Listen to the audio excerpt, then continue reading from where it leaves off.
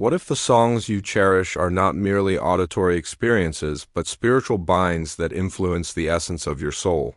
Consider that every lyric, every rhythm, and every melody you welcome into your life could either be constructing an altar to God or opening a portal to despair.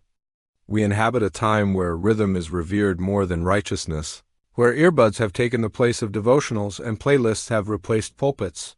The world often asserts that music is harmless, simply an art of vibes. Yet, on a spiritual level, each note carries significance, and every rhythm can dictate influences. Lucifer, the fallen angel once exalted as the anointed cherub as described in Ezekiel 28-30, was intricately created with musical ability ingrained in his being. Music was not just a talent. It was his identity. When he fell from grace, his melodies fell with him, transforming what once resonated through heaven into echoes of rebellion against its sovereign. Observe our surroundings, clubs filled with rhythm and youth chanting lyrics that glorify pride, pain, and lust.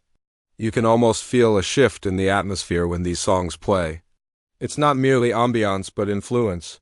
The devil has evolved his methods. Radio waves have replaced rituals, and songs have taken the place of idols. How often have you sung along to tunes that contradict the faith you profess?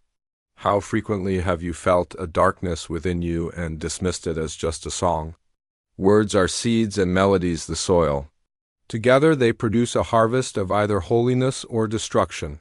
C.S. Lewis once noted, "There is no neutral ground in the universe. Every square inch, every split second is claimed by God and counterclaimed by Satan." This is true for music as well. It is not simply entertainment, but a battleground.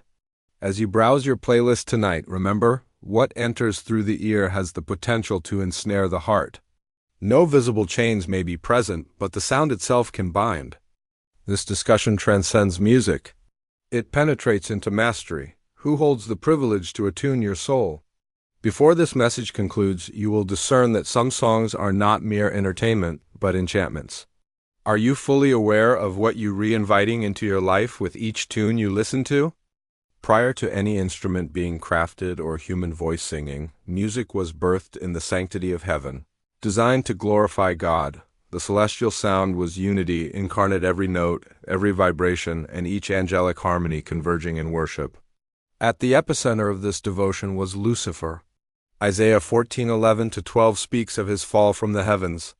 Once endowed with unparalleled beauty, brilliance, and musical capability as described in Ezekiel 28, Lucifer was not an artist who played music. He was the embodiment of music itself. However, pride tarnished purity. What was once harmonious praise to God turned into self-admiration and rebellion. Lucifer's understanding of music's power became his ultimate weapon. If divine worship inspired heavenly shifts, corrupted music could incite chaos. This truth has resonated through every culture, from ancient pagan rituals to modern society's hypnotic beats. Each generation encounters this symphony, and every empire has been swayed by it. Music, once divine, has been weaponized not against flesh, but against the soul. Through his melodic influences, the adversary doesn't merely entertain. He educates, instilling rebellion, blasphemy, and idolatry in the hearts of listeners. Many believers remain oblivious to this, raising hands in worship on Sundays, while singing lost songs on Mondays. Yet, Jesus warned, "No man can serve two masters," Matthew 6:24.